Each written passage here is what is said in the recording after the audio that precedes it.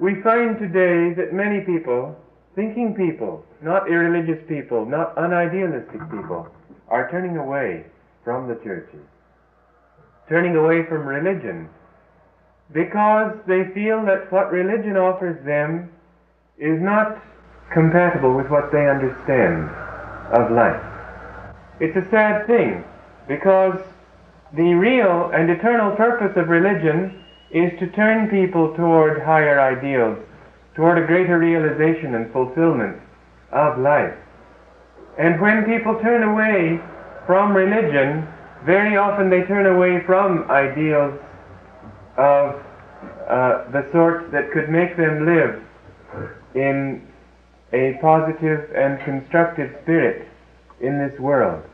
And thus the people who, with ideals, turn away from religion, often turn away from high ideals to a peculiar twist. They make negation their ideal. They make untruth their ideal. They make a looseness of morals their ideal. It is not that they are idealistic, it is that they twist their ideals very frequently to wrong ends.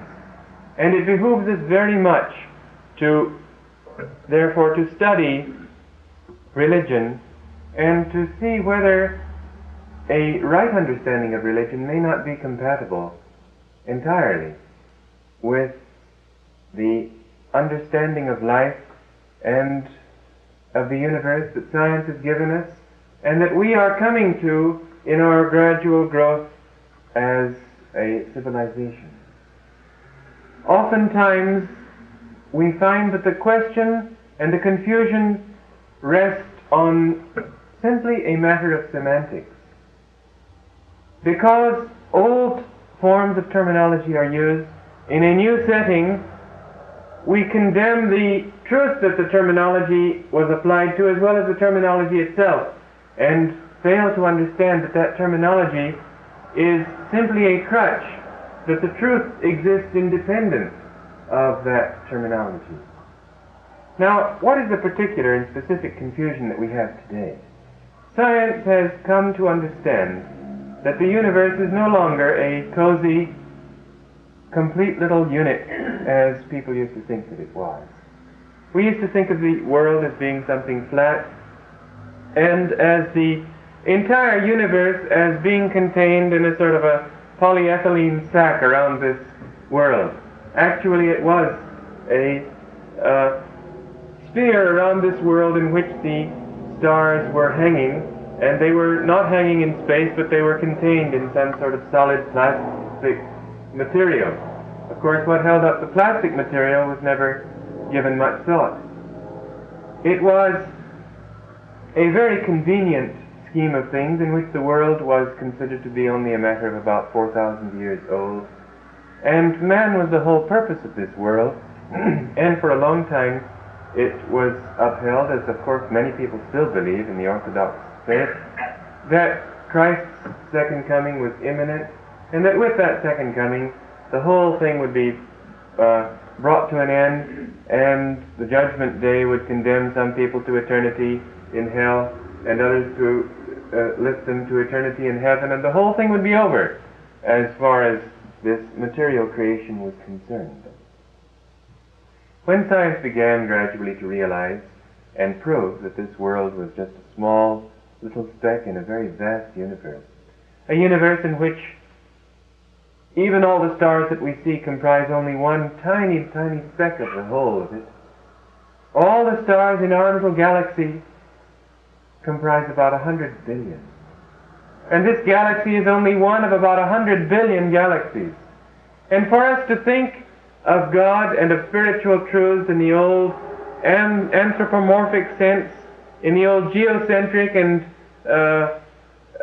sense, and in the old idea of man as being the apex of God's creation, begins gradually to assume such an utterly preposterous aura that any thinking person, unless he's willing to say, as a friend of mine told me the other day, one sect says, in answer to the proofs of science regarding, for example, the antiquity of this world, because they claim that the world is only 4,000 years old, They say that all these carbon tests and so on that science has used, the obvious structure of the Earth in layers, proving the antiquity of it, the discovery of old forms of life buried far under these layers, showing that life existed long, long before man ever came into this world, millions of years ago, and literally so. All these actual proofs they dismiss as being tests of God.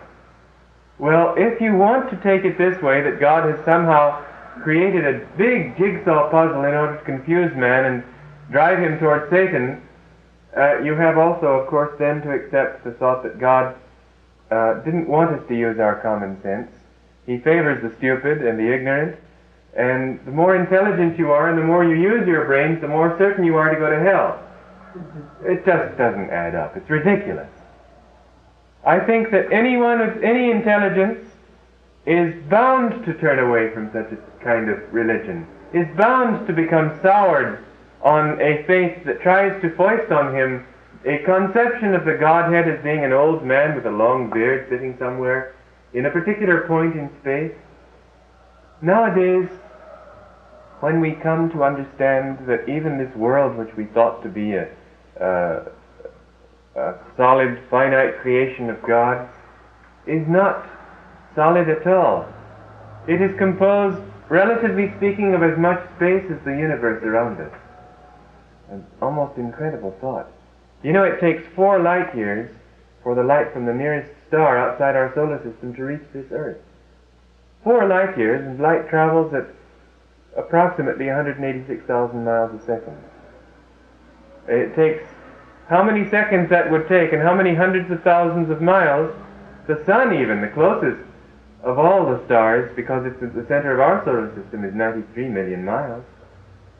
Vastness of space and tiny little specks of matter. And such is the matter of our own bodies, for example.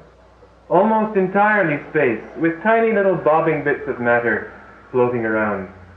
And yet, even this matter has a peculiar quality. It isn't matter, it isn't solid, it's a manifestation of energy, of light. It has a dual nature. In a material context, yes, it seems solid, but you take it in a context of energy and you find that it isn't solid. It's nothing but energy. Very strange. Then we begin to think, well, how did God bring this whole universe into existence? There's a how to everything, and just because He's God doing it doesn't excuse us, it doesn't give us the excuse to say that, well, it doesn't, the question of how doesn't apply, He just made it. How did He make it? What did He make it out of? The question does apply. Anyone with any common sense is bound to ask it. Now, as long as we thought of this world as something finite and solid, it was very possible to consider it as something completely unspiritual, separate from the Spirit, because the Spirit is neither finite nor solid. And if there is anything solid, then it cannot be a part of Spirit, it must exist outside of Spirit.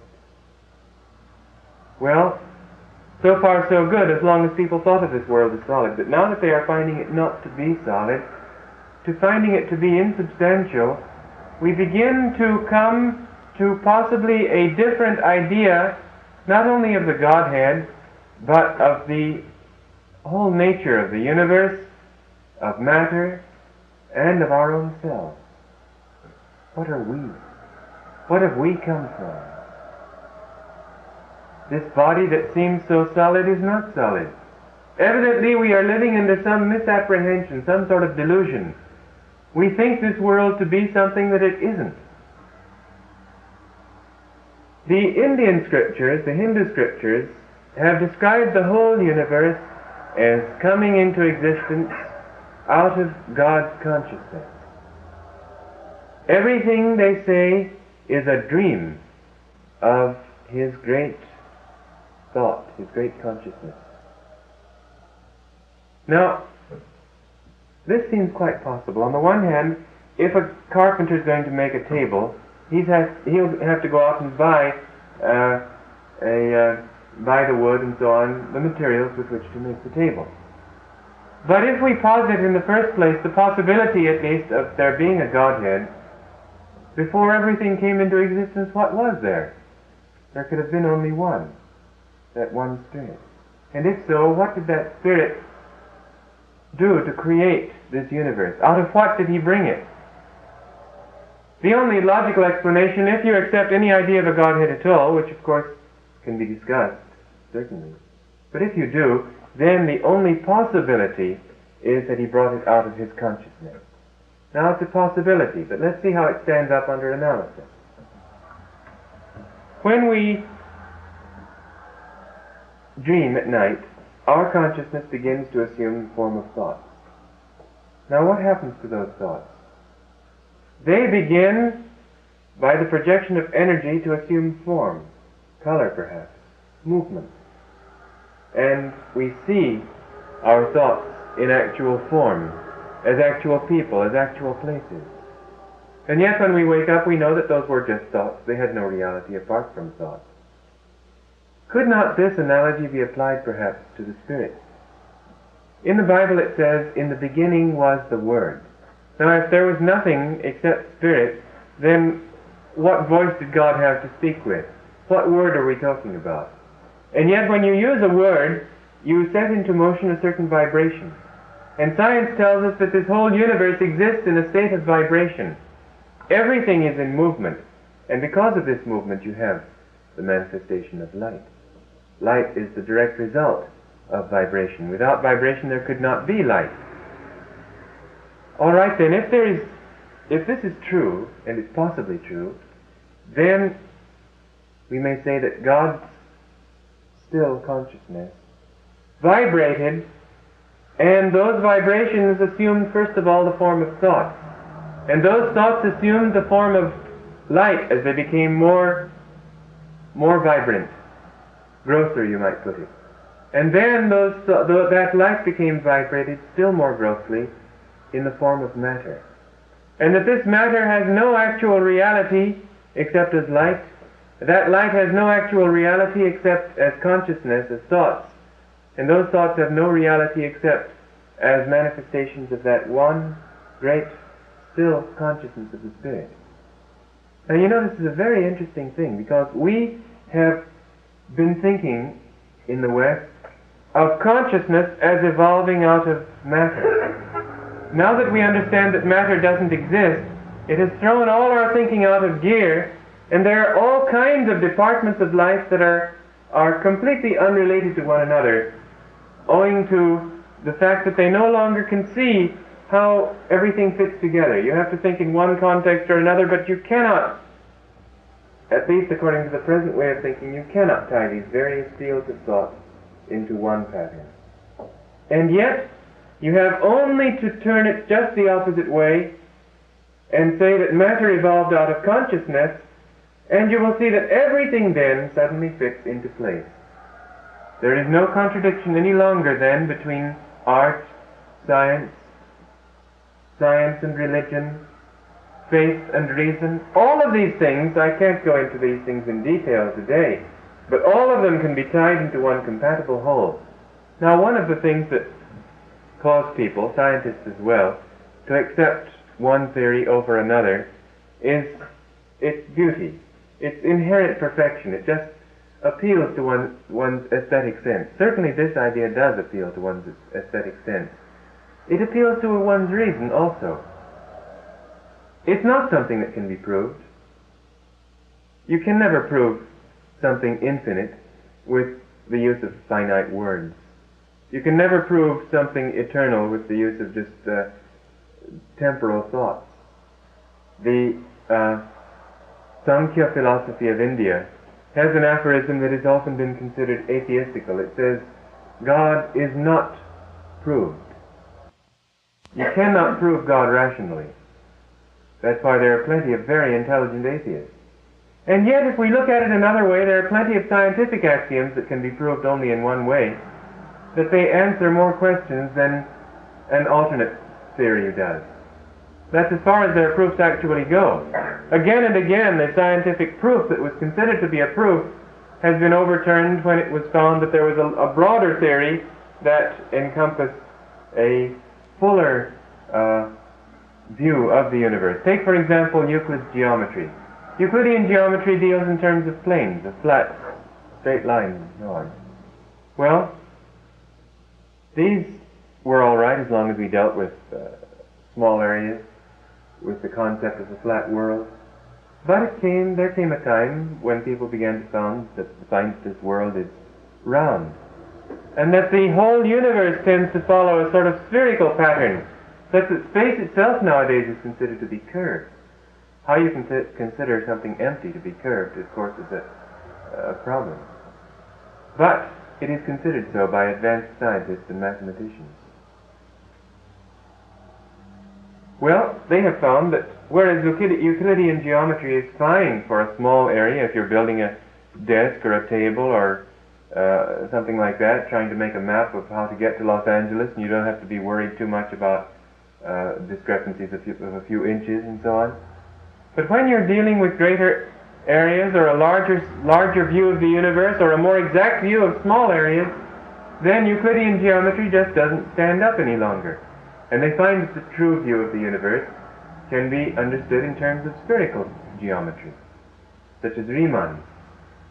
Well, so far so good, but the scientists have so often overturned their theories that they no longer say that it's absolutely proved because it makes sense and we have seen it to be true so far. No, they say, well, it's a convenient theory because it fits all the facts that we now know.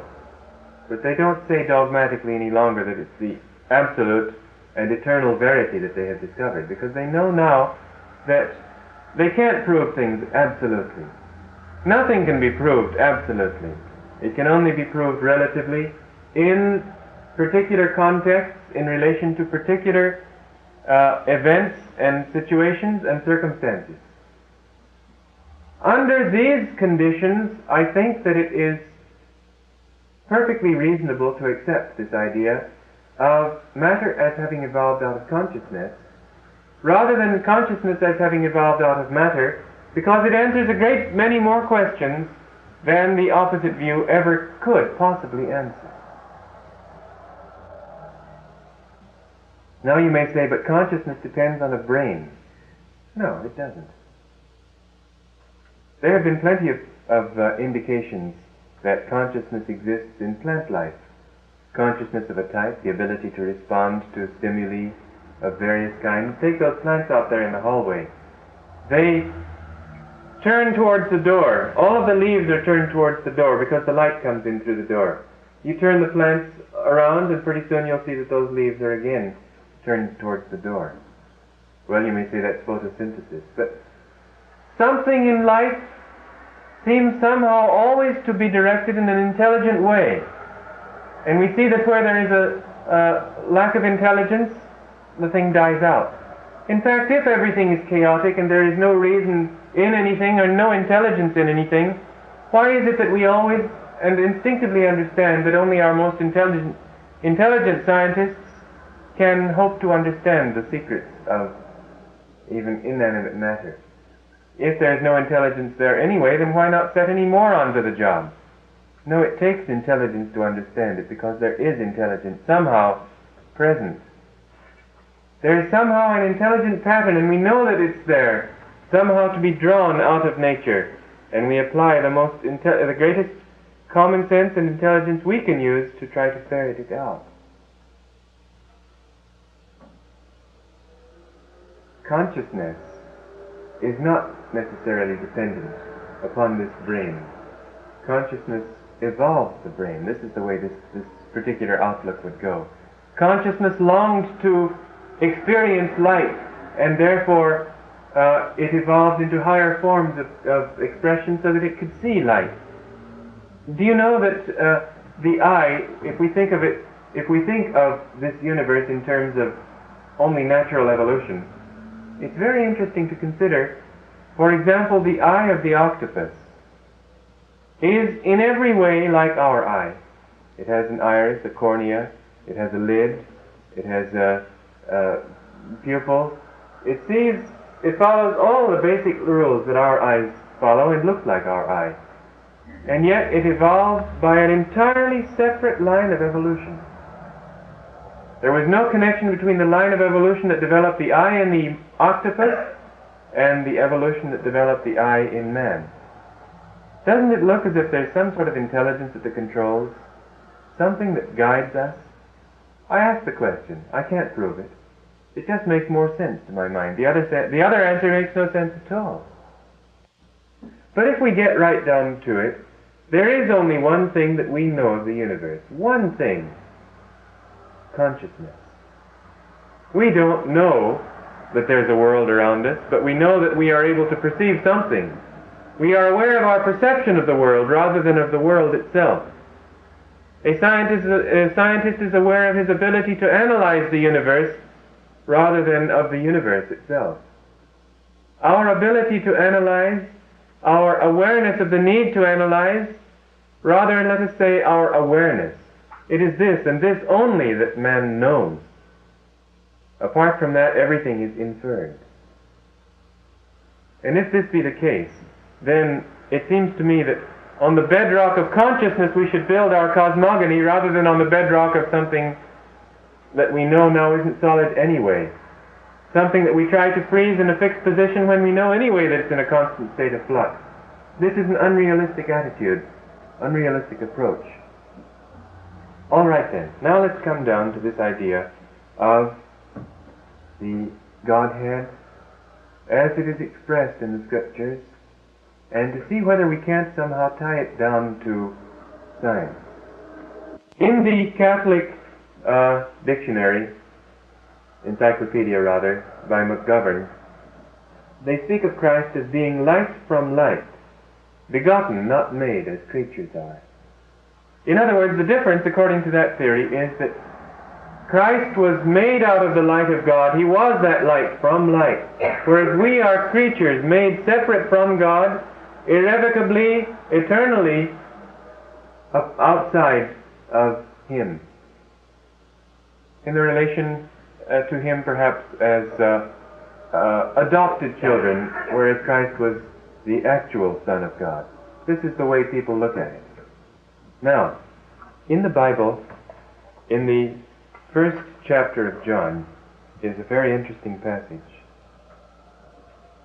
First it says of John the Baptist, "He was not that light, but was sent to bear witness of that light. That was the true light, which lighteth every man that cometh into the world."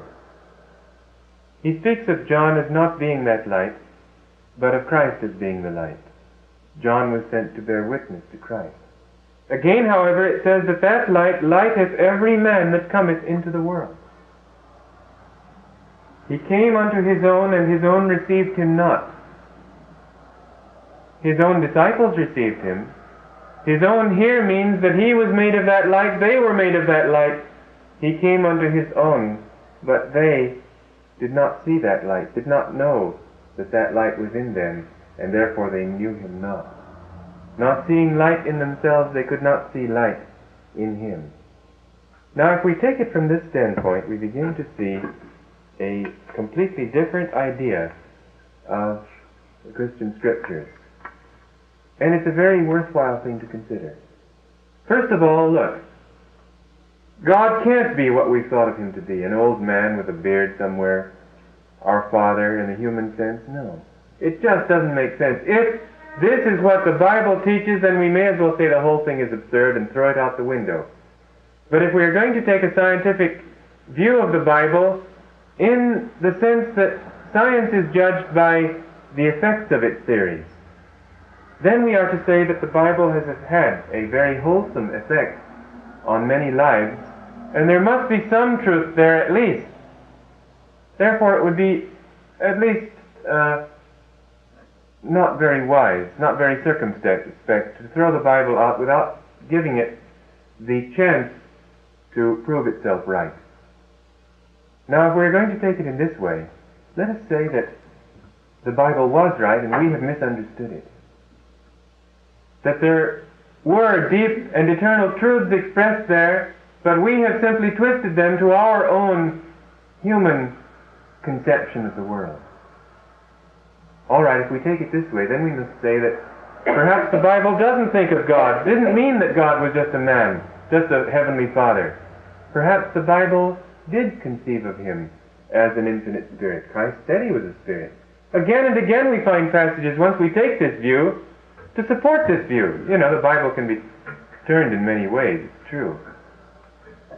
But certain ways exclude all other ways because they're too narrow. Other ways include all other ways because they're broad. And this broad view doesn't exclude any others, rather it includes all the various orthodox views as well on their own limited terms. It doesn't say God can't be personal, because if out of God you and I have come, then God is being personal through you and through me, at least right now. I'm one person talking to you, as each of you one person. In that sense, God can be conceived of as a person too, as having such an omnipresent consciousness that, you know, infinity is infinitely small as well as infinitely large. And if we conceive of the Spirit as infinite, we can conceive of the Spirit as being also able to take an interest in each atom of its creation as well as a general interest in everything. We can look at it this way. If we do, we can conceive of God as a Spirit, God the Father as being something without form and void, as the Bible itself says in the book of Genesis. All right then. If this is so, then we have to ask the question, what about the Son? If the Father is to be conceived of in a completely different sense from what we've usually had, wouldn't it be wise also to think of the Son as something quite different from just this one man who lived in a physical body for 33 years, in a tiny corner in this world, virtually unknown even in his own lifetime? Could it not be rather that the Son is a vast spiritual and vast aspect of that Godhead? God as the Father would then be seen as the Spirit beyond creation, out of which creation has come. And the Son could be conceived of as his manifestation in creation, all throughout creation. If we think of that, then we can say that that's why he's his only begotten Son, because he's everywhere in creation. There can't be two because he's all already. But then you can't identify that, limit it rather, to one man. Then you have to say that Jesus expressed that consciousness, rather than Jesus the man was that consciousness. Now, is this blasphemy? Well, let's get into it a little further. It isn't blasphemy, of course, because rather than limiting Christ, it expands him. Rather than making him small, it makes him infinite. That's hardly blasphemy. But let's get into it a little further. Jesus, in the Bible, uses... You know, if you read the Bible from a standpoint of the Indian scriptures, it's a very interesting experience, because there you find the same thing as in the Bible, this dichotomy between two I's. I, the pronoun, not I, the organ of vision. There you find many expressions where the prophets are saying, I am the infinite itself. On me the whole universe exists, and all lives exist just as pearls on a garland. I existed before the whole universe existed, and I shall continue to exist after the universe has ceased to exist.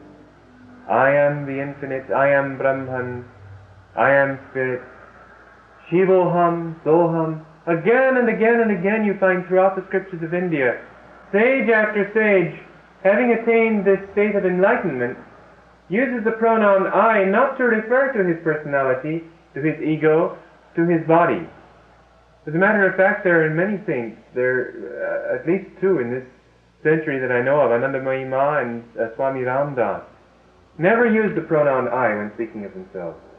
Ramdas, for example, you'll read in his books, there are some for sale there on the book table. He came to this country and I had a chance to meet him, and he was a wonderful soul. But he never would say I. He would say Ramdas went downtown yesterday. Because he doesn't want to limit himself to this thought that I am just this one little body, Ramdas. Now, if we read this, then we read the Bible, and we see that Christ spoke of such things as before Abraham was, I am the way, the truth, and the life, I and my Father are one, and these constant references to the pronoun I, we come to see that the Hindu would automatically understand that Christ didn't refer to the little boy Jesus, the little person Jesus, but that he referred to that infinite consciousness, because it's completely in the tradition of the Oriental thought that existed long before Jesus came into this world. Jesus used two expressions. Son of Man referred to his body that was born of his parents. Son of God referred to his identity with the infinite Spirit, his realization that he was that Spirit rather than just this little body, that Spirit had become this body, but that he had no reality except as the Spirit. He said, for example, whosoever speaketh a word against the Son of Man, it shall be forgiven him. This is in Matthew 12:32. But in John 3:36, what does he say? Of the person who doesn't believe the Son of God, he said, the wrath of God abideth in him. What does this mean? If you don't believe the divinity of your own self, you are out of that divinity. If you don't believe the divinity of the Son of God, not only in Jesus, if you deny God in anything, you deny God. You have to realize that God is in everything and in yourself also. But if you deny that divinity in any one where it is manifest, you are denying to that extent the divinity itself. This is the meaning here. All right. And then again Jesus says, why callest thou me good? There is one that is good, namely God. And yet he turns around and he says, I am the way, the truth, and the life. Contradiction if you think of the pronoun I as being identified only with Jesus. If he is the way, the truth, and the life, he is God, and why should he criticize somebody for calling him good? You see? There was constantly throughout his mission this dichotomy between man and the infinite that was expressed in man. As a man, how can man express the fullness of perfection, the fullness of divinity? Christ as a man was a man. But Christ was also aware that he was not a man. He was the infinite itself.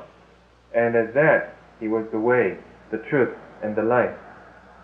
Now when people accused him of blasphemy for calling himself the Son of God, what was his answer? Did he say that you'd jolly well better believe me or you'll go to hell? Did he say that Christ is going to stand up on a cloud and tell you this is so? He didn't use any form of such self-justification, but he turned it just the opposite way. He said, is it not written in your law, I said, ye are God. He says, I am this because you are this. And the law says it. Therefore I have the right to say it. And then he goes on and he says that the only difference between us, I'm paraphrasing what he said here, the only difference between us is that I realize it and you don't. The Father has sanctified me. This is how he puts it. You see the difference? We are all children of God, but we don't realize our sonship. We don't see the Spirit within us. We look in a mirror and all we see is the moods, the selfishness, the egotism that make up our humanity. But the scriptures of all the religions say that if we could rise above this, if we could understand that we are not this little ego, then we would come to understand that there has never been anything but God. There has never been anything but that infinite Spirit. And we have no existence apart from that. Does it mean that we drown ourselves in that? No. We expand ourselves into that. We find fulfillment in that. This is the idea. Well, let's go on. Jesus said, if God were your Father, you would love me, for I proceeded forth and came from God. But ye are of your father, the devil. He's saying that they're not the children of God here. Why? Because they don't realize what he was, what they themselves were. Obviously, to be really the children of God, we have to become spiritualized and to know God as our Father. Jesus spoke of himself as the child of God only because he had become spiritualized. He didn't say that we are not the children of God because we can't become spiritualized, only because we have not yet attained that apotheosis. Now, in the first epistle of John, the 5th chapter, the 12th verse, we read, he that hath the Son hath life, And he that hath not the Son of God hath not life. Usually people put the whole emphasis here on having the Son of God, and don't realize that this actually gives us a means of testing whether we have that Son or not. That is to say, if you've got the Son, you have life. If you don't have life. Now what does it mean, life? We've all got life to a certain extent. What kind of life is it? People yawn at everything, they go to work reluctantly, they do everything in a spirit of unwillingness, they have no enthusiasm, they have no real joy, they live constantly for the hope of some happiness around the corner. They haven't got this present tense joy that is the joy of the Spirit. If eternity is the reality, time is relative. And a consciousness of the Spirit means having this eternal joy and satisfaction right now, not sometime in the future when we fulfill various desires. God is the God of the eternal now. To have life means to have this life right now, not after we've paid our income tax and got ourselves a new car. People are looking for their life in the future, or missing a life that they had in the past. How many are able to live absolutely and wholly right now? Scientists tell us that we are able to utilize only about, some say 7% of our potential brain power. We are not living. We are like machines that are operating on only one cylinder. We must learn how to function on all cylinders. We must learn how to get all our faculties gathered to one point and utilize them wholly in everything that we do. And how many people do we see that have this kind of vital aliveness, vital awareness of the world around them? When we meet people that have a little bit of it, we are inspired because we see it so seldom. Now the proof of having the Son is that you have life. And if we meet living mystics and men of great God realization, I've had this opportunity, some of you perhaps have had too, you will see that uniformly in their lives there is this life. There is constantly a sense of joy, a sense of awareness, a sense of the beauty, the dynamic wonder of the universe. And it's something that they have with them all the time. You can say that the difference between them and the average human being is that they have life. By contrast with the state of consciousness that average man has, they are dead. Average man is dead and the mystic is alive. A man who is vitally living in the present tense is constantly so. Every atom of his being seems vibrant with this vitality. Now we may say that we haven't got the Son unless we have this life. And just to say that I am converted a Christian and I accept Christ, we may accept Christ, but has Christ accepted us? Is the question. We have to become like Him. We have to follow truly in His footsteps. And the proof of whether we have Him or not is whether we have that life. There are plenty of people who were never Christians, who perhaps never heard of Jesus, who yet have this life, and they may therefore be said to have the Son of God, according to this scriptural testimony. There are many passages in the Bible that support this view. In Romans chapter 8, verses 16 and 17, we read, "The Spirit itself beareth witness with our spirit, that we are the children of God. And if children, then heirs, heirs of God, and joint heirs with Christ." And Romans 8:14 says, "For as many as are led of the Spirit of God, they are the sons of God." And again in the first epistle of John, the 3rd chapter, verse number 1, "Behold, what manner of love the Father hath bestowed on us, that we should be called the sons of God." Again and again we see such passages in the Bible. St. Paul says in 1 Corinthians chapter 2, verse 18, "Incredible as it may sound, we who are spiritual have the very thoughts of Christ." And again he says, let's see.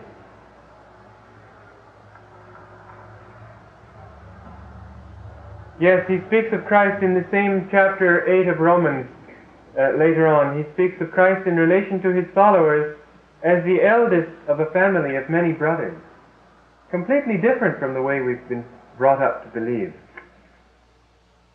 Then again in Ephesians it says, God created all things by Jesus Christ.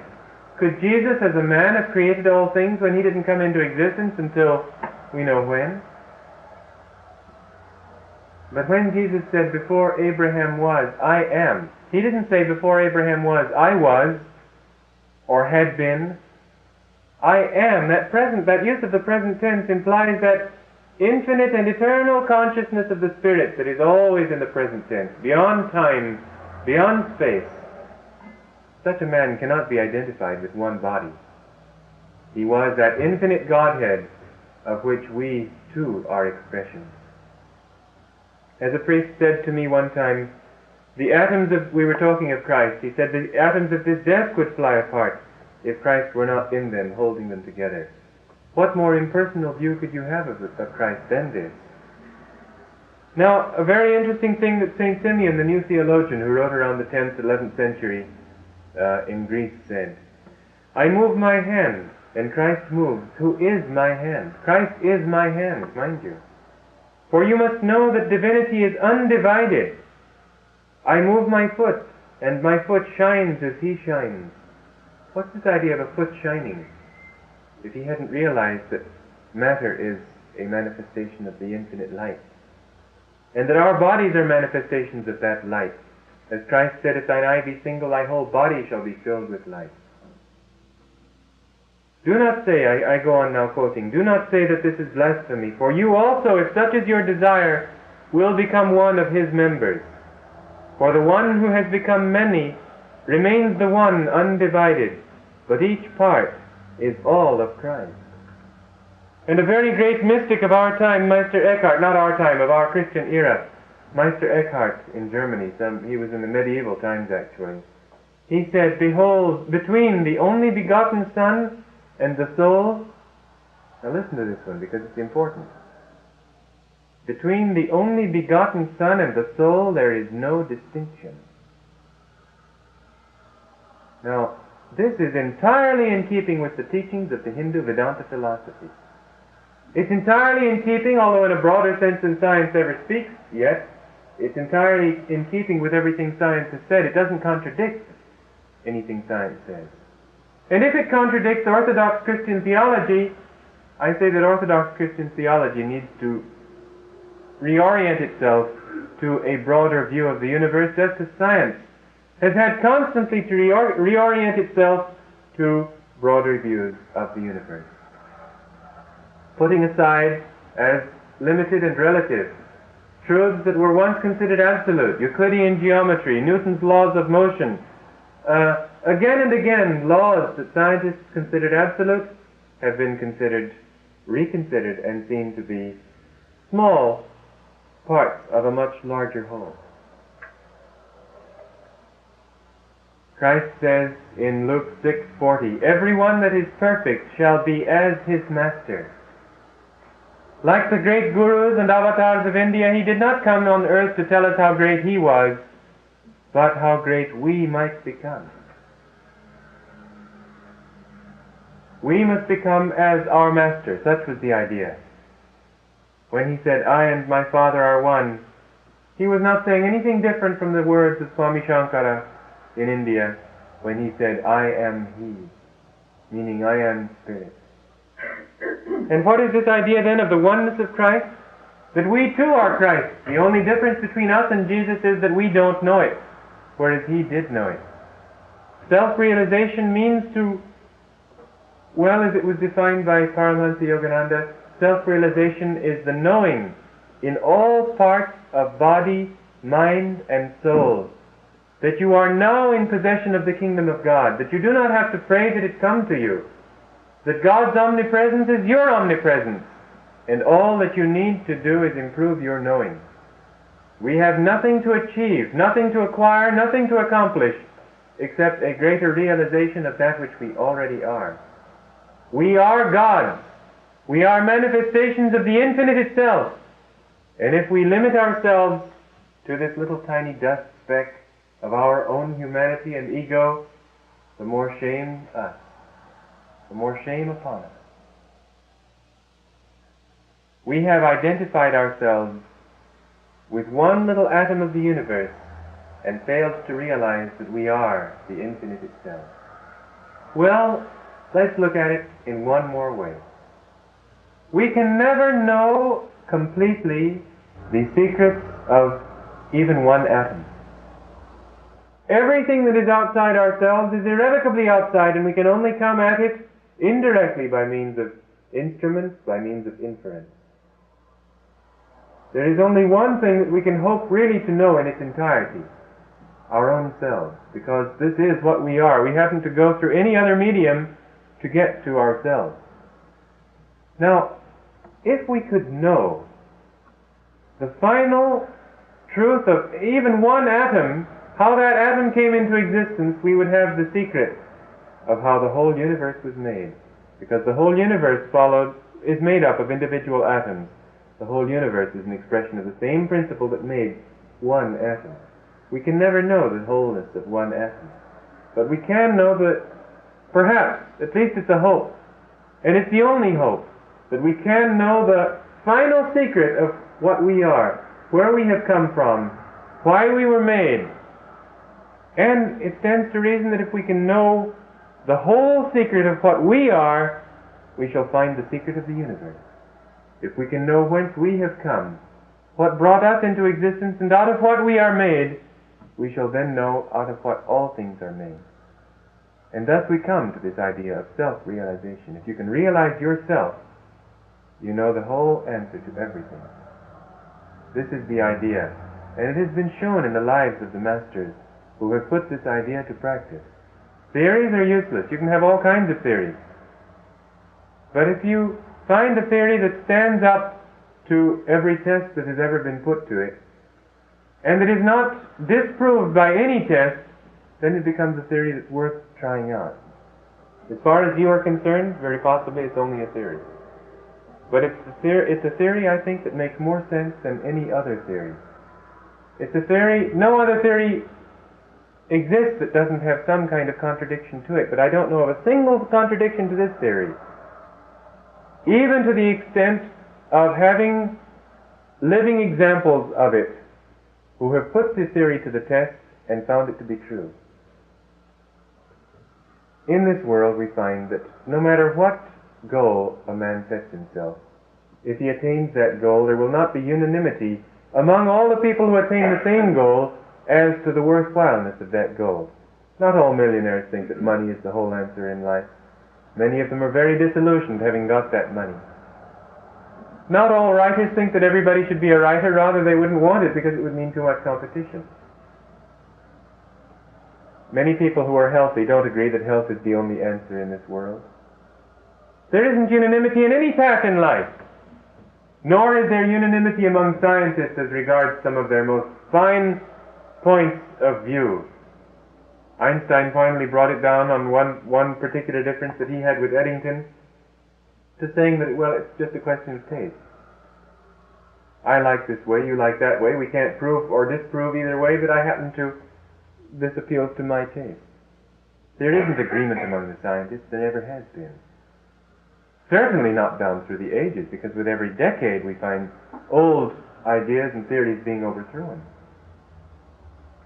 But there is unanimity among the mystics, and this is the marvelous thing about it, that down through the ages, in every country, in every culture, people who were illiterate, people who knew nothing even about their own cultures, certainly nothing about other people's cultures, have yet expressed themselves, often in the same words, and expressed the same truth. There has never been any contradiction among them.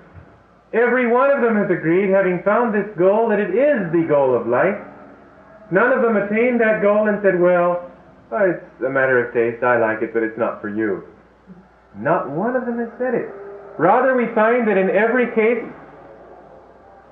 they are willing to give up their lives for the sake of other people finding this same thing. Jesus was not the only martyr, although his example was wonderful. But there have been case after case where these people were perfectly willing to sacrifice everything they had. So anxious were they for others to enjoy what they were enjoying. So certain they were that this solution that they had found to the eternal mystery of life was the solution, not just a solution. These are instances from which we may infer a reality that, whether we accept it intellectually or not, at least is something worth putting to the practice. And if you will practice it, I think that you will find what they have found. The oneness of Christ. The oneness of Christ in the sense that you too are Christ, for you express Him. No man has that monopoly. You too are divine. And if you will realize that divinity in yourself, you will have all that He came to promise and to offer us. Christ was born in a humble manger. Let Christ be born in the manger of your own humility, our own humility, because I'm striving just as much as anybody. Our humility, let Him be born there. That will be the true birth and the true second coming. When you have realized this divine birth in yourself and come to see that you are not just this physical body and this ego, but light itself, consciousness itself, joy itself. This will be your real Christmas morning. God bless.